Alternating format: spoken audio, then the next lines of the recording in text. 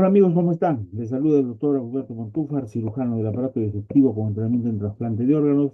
En esta oportunidad les quiero presentar nuestro séptimo video relacionado a la anatomía del estómago. Bueno, como nosotros sabemos, para repasar un poco, el estómago es la porción dilatada del tracto gastrointestinal que comunica el esófago con el intestino delgado, con el duodeno, ¿no? El estómago normalmente mide de 25 a 12 por 8 centímetros y tiene una capacidad de más o menos 1,2 litros, 1,5 litros. El estómago tiene una cara anterior, una cara posterior, tiene un borde izquierdo y un borde derecho, o curvatura menor y curvatura mayor. Tiene dos extremidades, el cardias y el píloro, y tiene dos tuberosidades, la tuberosidad mayor o fondo gástrico o fundus gástrico, y la tuberosidad menor o antro, ¿no? Esas son las estructuras del estómago. Para hablar del estómago, nosotros tenemos que considerar unas estructuras importantes. Lo más importante del estómago es saber, de, saber del cardio, ¿no? Una estructura importante que tiene el estómago es el cardio. El cardias, el cardias, como nosotros sabemos, es la comunicación que existe entre el esófago y el estómago. ¿Ya? Esto permite el paso del alimento del esófago al estómago. El cardias es haciendo de muchas enfermedades, así que es importante conocerlas un poco. Este cardias tiene un mecanismo, funciona como una válvula. Tiene un mecanismo valvular un poco complejo, pero no es difícil su comprensión. Para empezar, una de las estructuras que forma el cardias son las fibras musculares esofágicas que se dirigen de arriba, van por la cara posterior y abrazan la curvatura menor, pero haciendo una manera de una corbata suiza, o sea, de la parte posterior a la parte anterior, ¿no? A eso se llama la lazada de Jefferson, a manera de corbata suiza, ¿ya? Rodean al esófago y se dirigen a la curvatura menor. Eso es uno de los componentes del cardias, de, en lo que respecta a su función de esfínter. ¿Ya? Otra de las estructuras que forma el sistema esfinterino del cardias es la redundancia de la mucosa del esófago hacia el estómago, que se conoce como roseta de la mucosa esofágica. Esta mucosa protruye hacia la luz y hacia el estómago y funcionan como una válvula. La otra estructura que forma el cardias, le da la función de válvula, es el ángulo de His. Este ángulo de His está formado por el borde izquierdo del esófago y la curvatura mayor del estómago. Entonces, estas dos estructuras forman el ángulo de His. La alteración de este ángulo de His predispone a las hernias de hiato y a las enfermedades de reflujo. Y estas son las estructuras que se corrigen para tratar estas enfermedades. ¿Ok? Otra de las estructuras que forman parte del mecanismo valvular del cardias es la, la válvula de Gubarov, que se corresponde por la parte interna al ángulo de His y es una protrusión de la mucosa hacia el estómago. Esta, esta válvula de Gubarov este, asciende evitando el reflujo gastroesofágico cuando aumenta la presión intraabdominal. Tiene una función importante, antirreflujo, esta válvula. Y otro elemento importante en la conformación del mecanismo valvular del cardias es el ligamento freno esofágico. El ligamento freno esofágico, freno gástrico, no freno esofágico, el ligamento freno gástrico. ¿Ok? Entonces va del diafragma hacia el estómago y estas son las estructuras que van a conformar lo que es el cardias. ¿Ok? Otra de las estructuras que nosotros tenemos que recordar un poco es el píloro. El píloro. El píloro es un engrosamiento de la musculatura circular del estómago a este nivel, ¿no? Esta musculatura se engruesa y se mantiene a alta presión porque está en estado de contracción permanente, está en estado de contracción tónica, ¿ya? Entonces actúa generando una alta presión y evita y regula, más que evitar, regula el pasaje gástrico y evita el reflujo, ¿no? Esa es la función que tiene el píloro. Este píloro va a estar limitado con el estómago por un surco y por ese surco transcurre la vena prepilórica o vena de Mayo. Ahora, a simple vista, algunas veces se puede observar esa vena, pero la palpación es mucho más eficiente para delimitar esa zona. Otra estructura importante que tenemos es la curvatura menor. La curvatura menor es el lugar de inserción del epiplón menor. Este epiplón menor es importante porque por este epiplón transcurre la arcada vascular derecha del estómago. Por acá circula la coronaria estomágica que se va a anastomosar con la gástrica derecha que viene de la hepática. La coronaria estomágica es rama del tronco celíaco, como ya sabemos, ¿no? Y a este nivel se va a relacionar mucho con el ligamento hepatoduodenal o pedículo hepático del epiplón menor. Otra estructura que tenemos es la curvatura mayor del estómago. Esta curvatura mayor va desde dónde? Desde el ángulo de His hasta el píloro. Ah, me olvidaba. En esta curvatura menor, entre el cuerpo y el píloro, hay un ángulo que se llama la incisura angularis del estómago, que es un punto de reparo importante en la patología gástrica, especialmente quirúrgica. ¿Ok? Entonces, la curvatura mayor va del ángulo de His hacia el píloro. Ya, en esta estructura es punto de inserción primero del epiplón mayor, del epiplón gastroduodeno pancreático. Por acá transcurre la arcada vascular derecha del estómago, que está conformada por la gastrotiploica derecha, que es rama de la gastroduodenal, que vamos a ver en un momento, y la gastrotiploica izquierda, que es rama de la arteria hepática. ¿Ya? Y acá en el fondo gástrico está el ligamento frenogástrico, como ya habíamos mencionado, que es un ligamento que participa de manera muy activa en la conformación de este ángulo de His, de este ángulo de His. ¿Ok? Listo, esa es la descripción anatómica importante. Ahora, el estómago, acá tenemos un gráfico más esquemático. El estómago tiene, está formado por tres porciones, básicamente. Ya, estas tres porciones se van a delimitar por una línea que pasa a nivel del cardias y otra línea casi horizontal o diagonal o vertical que va de la incisura angularis a la curvatura mayor, ¿ya? De la incisura angularis a la curvatura mayor. Entonces, estos límites van a formar el fondo gástrico, que ya hemos conversado un poco, que está en relación con el diafragma y forma parte del ángulo de His, el cuerpo gástrico, que es la mayor parte del estómago, y el antro, el antro gástrico, ¿ya?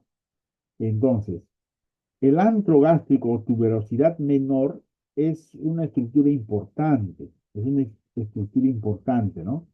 ¿Ya? Esta tuberosidad menor, que tiene dos porciones. Está formado básicamente por una tuberosidad propiamente dicha y una porción más estrecha que se conoce como el canal pilórico, ¿ya? Entre estas dos estructuras existe un canal que los separa, ¿ok? Entonces, en este segmento, en este antro, se encuentran la mayor parte de las células productoras de gastrina, ¿ya? Productoras de gastrina. Entonces, cuando nosotros hacemos una cirugía de estómago por perforación gástrica o una gastrectomía, para nosotros poder tener la seguridad de retirar la mayor parte de las células que producen, las células que producen la gastrina, se tiene que tomar como punto de referencia una línea horizontal paralela a la línea horizontal del cardias que pasa por encima a unos 3 o 4 centímetros por encima del ángulo, de la incisura angular. Entonces, cuando nosotros queremos retirar, queremos dejar histológicamente sin células productoras de gastrina, la gastrectomía tiene que ser a 2 o 3 centímetros por encima del ángulo de Gis. ¿Ya? Entonces, este ángulo es importante para, como punto de referencia para ese tipo de detalles.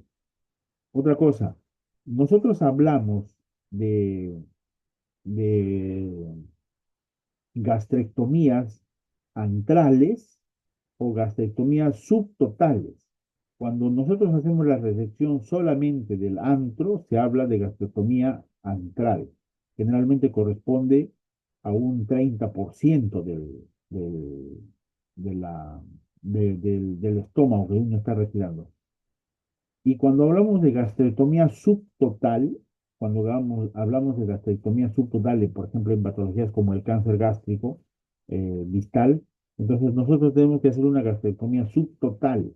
¿Ya? Cuando hablamos de gastrectomía subtotal, nosotros generalmente retiramos aproximadamente el 80% del estómago. El punto de referencia son los vasos cortos. Entonces, cuando nosotros hacemos una gastrectomía subtotal y queremos retirar el 80% del estómago, entonces nuestro límite son los vasos cortos que están a este nivel. A ver, vamos a ver acá, acá. Entonces, las gastrectomías antrales parciales son menos del 30%. Gastrectomía subtotal es cuando es más del 60-70%. Y el punto de referencia más o menos es los vasos cortos. Y cuando hablamos de gastrectomía total es cuando retiramos todo el estómago. ¿Ok? Listo. Esas son las tres partes que tiene el fondo gástrico. Ahora, el estómago está irrigado por un gran arco vascular, como estamos viendo acá, ¿ya? Tiene dos arcos vasculares, el arco vascular izquierdo y el arco vascular derecho, que se anastomosan y van una rica vascularización al estómago.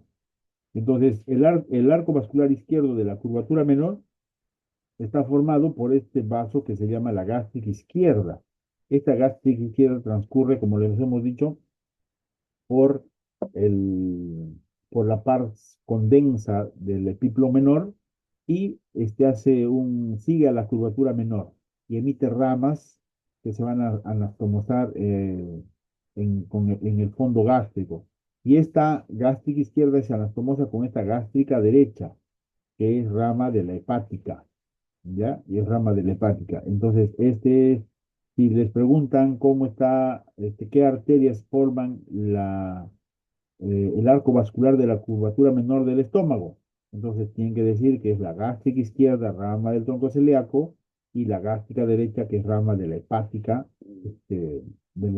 propia o la hepática común. ¿Ok? Listo. Y la arteria hepática común emite dos ramas, ¿no? Acá viene la hepática propia y la gastroduodenal. Esta arteria gastroduodenal emite dos ramas, una arteria que se llama la pancreatoduodenal y otra rama que se llama la gastroepiploica derecha.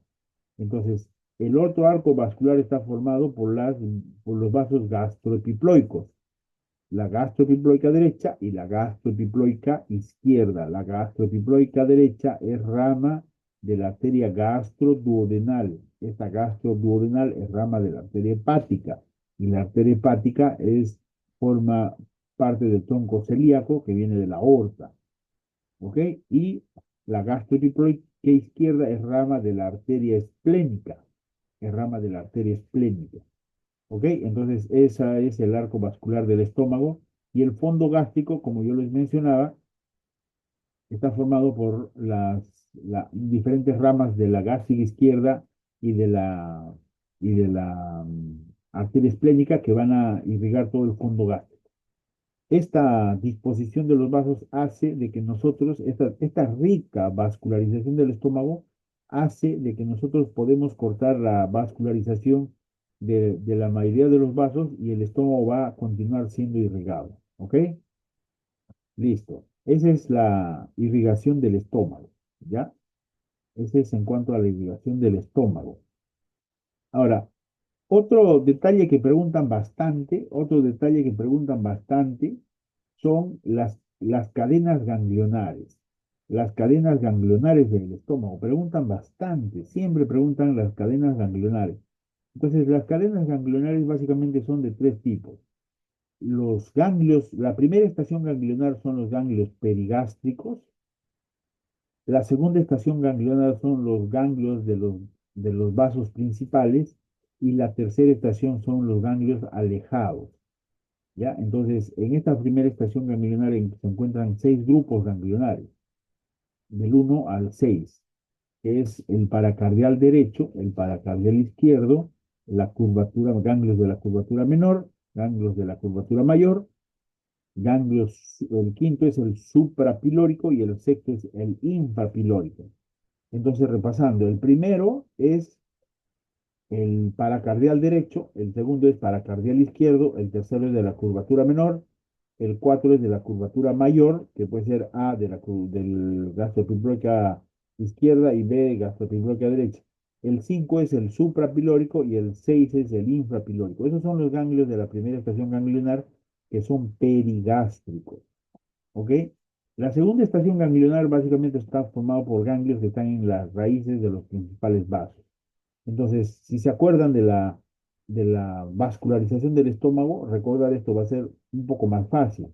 Entonces, la séptima cadena ganglionar está formada por los vasos de la gástrica izquierda. El octavo por la hepática común. ¿Ya? El noveno por el tronco celíaco. El décimo está formado por el hilo esplénico y el 11 por la arteria esplénica. Y el 12 por el pedículo, este, por el ligamento gastroduodenal. Hepatoduodenal, perdón, hepatoduodenal. Esos son las cadenas, los ganglios de las cadenas ganglionares de los principales vasos, ¿ya? El 13 está formado por ganglios retopancreáticos y el 14 por los vasos de la raíz del mesenterio, que es la mesenteria, y por ahí pasa la mesentérica superior. Entonces, estos son los ganglios de la primera estación hasta el 6 y del 7 al 14 de la segunda estación ganglionar. Ahora vienen los ganglios de la tercera estación ganglionar, que son ganglios alejados, ¿ya? Entonces, los ganglios de la tercera estación ganglionar están los ganglios número 15, que son los ganglios de la cólica media, los ganglios 16, que son los 17, que acá no está graficado, pero es eh, de la cara anterior del páncreas, el 18 que es la cara inferior del páncreas, el 19 que está a nivel del subdiafragmático, infradiafragmático, el 20 a nivel del hiato esofágico, el 110 es paraesofágico, pero a nivel del tórax inferior, y el 11 es el supradiafragmático. Esos son bueno, acá está el detalle de las cadenas ganglionares, ¿no? Pero eso es más o menos para que ustedes tengan en cuenta que los ganglios son perigástricos de las raíces principales y ganglios alejados. Ya, esto con un poco de paciencia, sí lo van a entender. Bueno, pasamos, para recordarles que el drenaje venoso corre paralelo a la, al, a la, al sistema arterial, ¿no? Así que con eso no hay ningún problema. Las venas son venas de la gástrica izquierda, de la gástrica derecha, venas gastroepiploicas derecha e izquierda, ¿no? Que todos van a drenar en el sistema porta, ¿ya? El drenaje venoso de todo el tracto gastrointestinal se deriva al sistema porta, ¿ok? Listo. Esto es en cuanto a los ganglios y los vasos que son bien preguntados. Nos vemos, muchachos, hasta el próximo video.